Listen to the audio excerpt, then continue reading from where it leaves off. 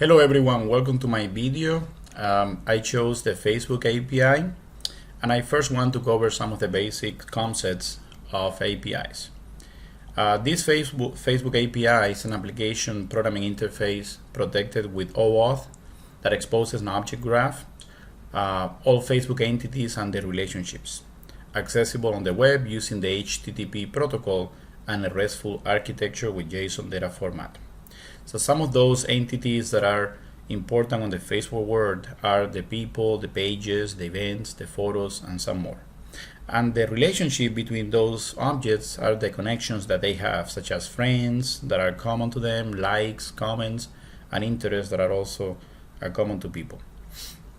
An API that uses REST architecture is basically resource-based, uses a routing engine, it uses the HTTP verbs such as get, post, put, delete for the different action methods, and the JSON data format, probably including the metadata information such as the had use, extra routing information to find additional resources.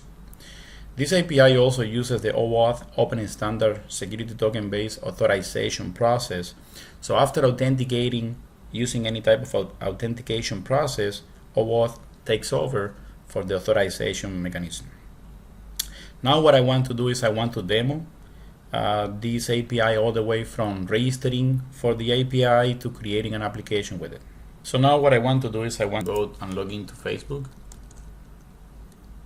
And you can see that I'm already logged in. And then I want to navigate to the developers.facebook.com. And this will take me to the main page of the Facebook APIs, and down here you can see that the APIs is organized onto different SDKs for different platforms such as iOS, Android, and just websites. And there are even more SDKs and utilities links at the bottom of the page. So what I want to do now probably is register for the first time, so I'm going to click on My Apps.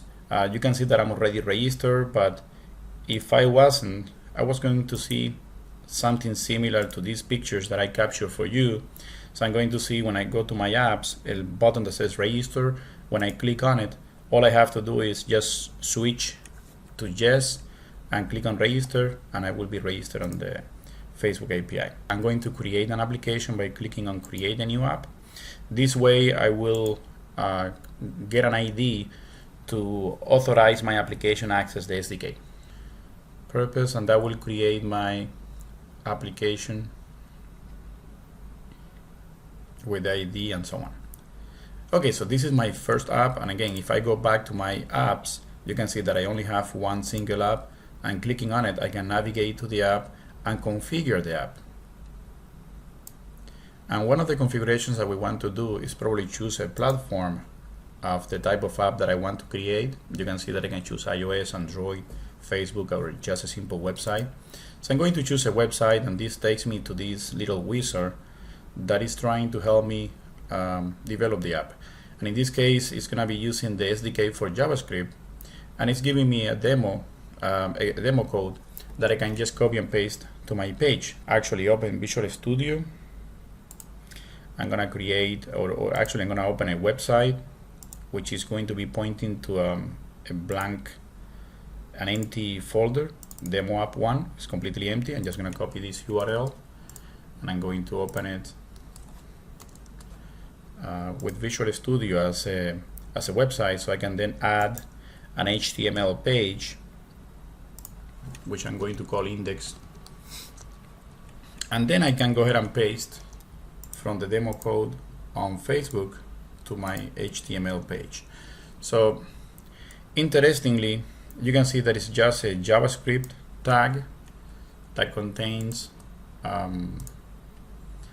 code sufficient to generate a link to the Facebook SDK, and that will go on to the next page, the next step, which is going to create a div with the sample div that will be searched by the demo JavaScript that I have and replaced by some buttons.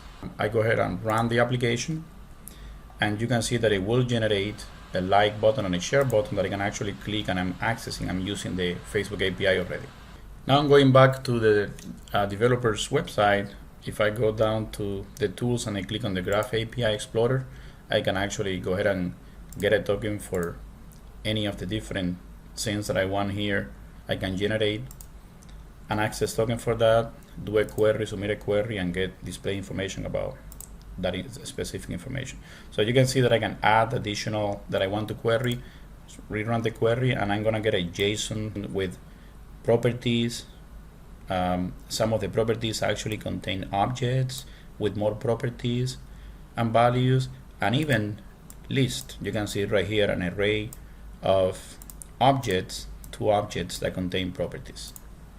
That's everything for my video. I hope you guys like it. Thank you.